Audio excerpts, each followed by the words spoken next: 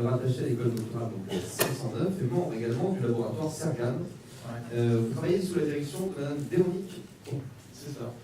Peut-être qu'il également. On va passer au titre d'elle. Alors, notre titre, c'est la divulgation des informations sociétales, différence entre les entreprises familiales et les entreprises non familiales. C'est ça. Faisal, et vous sentez prêt, le maître du temps, à ma droite. C'est la présentation. La succession des crises écologiques et sociales ont beaucoup contribué à une prise de conscience collective. La preuve, on s'intéresse de plus en plus à des concepts liés à la dégradation de l'environnement, aux conditions de travail des salariés, ou encore à l'égalité salariale entre les hommes et les femmes. Cet engouement est à l'origine de l'émergence des normes et des lois en faveur de la divulgation sociale et environnementale qu'on appellera la divulgation sociétale. Alors, pour bien comprendre cela, il suffit d'analyser l'évolution du cadre réglementaire en matière de responsabilité sociale des entreprises. Prenons l'exemple de la France.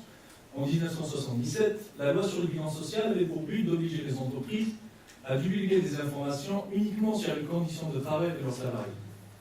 Par la suite, en 2001, la loi NRE vient à renforcer, afin justement d'inclure les informations environnementales dans le rapport. Et enfin, en 2012, le législateur a voulu un petit peu élargir la cible afin d'avoir un public plus important à travers la loi de Wasserman.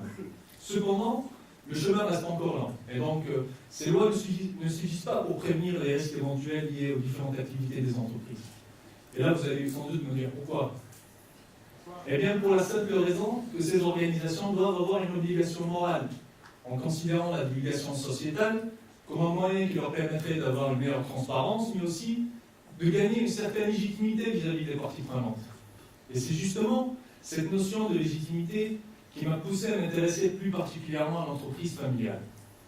Car ce qu'il faut savoir, cette structure organisationnelle accorde un intérêt primordial pour la préservation de son image, et donc elle peut être amenée à divulguer plus d'informations comparativement aux autres types d'organisations.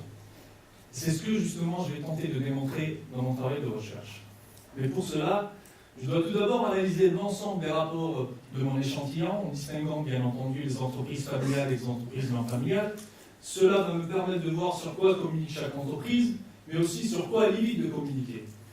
Par la suite, je vais vérifier la fiabilité de ces informations, en assurant que ces entreprises-là ont bien fait appel à des organismes indépendants qui ont certifié ces rapports. Et donc, si tel est le cas, nous pouvons dire que les informations divulguées reflètent bel et bien la réalité.